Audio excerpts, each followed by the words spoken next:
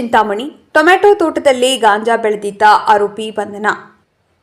Tomato ಗಿಡಗಳ ಮಧ್ಯೆ ಗಾಂಜಾ ಗಿಡಗಳನ್ನು ಬೆಳೆದಿದ್ದ ಆರೋಪಿಯನ್ನು ಖಚಿತ ಮಾಹಿತಿ ಮೇರೆಗೆ ಪೊಲೀಸರು ದಾಳಿ ನಡೆಸಿ ಬಂಧಿಸಿರುವ ಘಟನೆ ಚಿಂತಾಮಣಿ ತಾಲೂಕಿನ ಬಿಂಗಾನಹಳ್ಳಿ ಗ್ರಾಮದ ಸಮೀಪ ನಡೆದಿದೆ.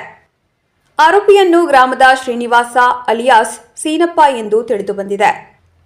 ಟೊಮೆಟೊ ತೋಟದ ಒಳಭಾಗದಲ್ಲಿ ತೊಗರಿ ಗಿಡಗಳ ಮಧ್ಯದಲ್ಲಿ ಅಲ್ಲಲ್ಲಿ ಗಾಂಜಾ ಗಿಡಗಳನ್ನು ಬೆಳೆಸಿದ್ದು, ಈ ವಿಚಾರವನ್ನು ಖಚಿತ ಮಾಹಿತಿ ಮೇರೆಗೆ ದಾಳಿ ನಡೆಸಿದ ಪೊಲೀಸರು ಗಾಂಜಾ ಗಿಡಗಳನ್ನು ಬೆಳೆಸಲು ಯಾವುದಾದರೂ ಪರವಾನಗಿ ಇದೆಯೇ ಎಂದು ವಿಚಾರಣೆ ನಡೆಸಿ ನಂತರ ಆರೋಪಿಯನ್ನು ವಶಪಡಿಸಿಕೊಂಡಿದ್ದಾರೆ.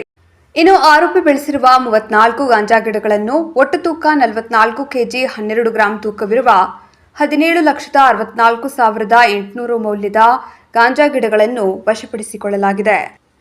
ಘಟನೆಗೆ ಸಂಬಂಧಿಸಿದಂತೆ ಚಿಂತಾಮಣಿ ಗ್ರಾಮಾಂತರ ಪೊಲೀಸ್ ಠಾಣೆಯಲ್ಲಿ ಪ್ರಕರಣ ದಾಖಲಾಗಿದ್ದು, ಆರೋಪಿಯನ್ನು ಬಂಧಿಸಿದ ಪೊಲೀಸ್ ಅಧಿಕಾರಿಗಳು ಹಾಗೂ ಸಿಬ್ಬಂದಿಯನ್ನು ಜಿಲ್ಲಾ ವರಿಷ್ಠಾಧಿಕಾರಿಗಳು ಮೆಚ್ಚುಗೆ ವ್ಯಕ್ತಪಡಿಸಿದ್ದಾರೆ.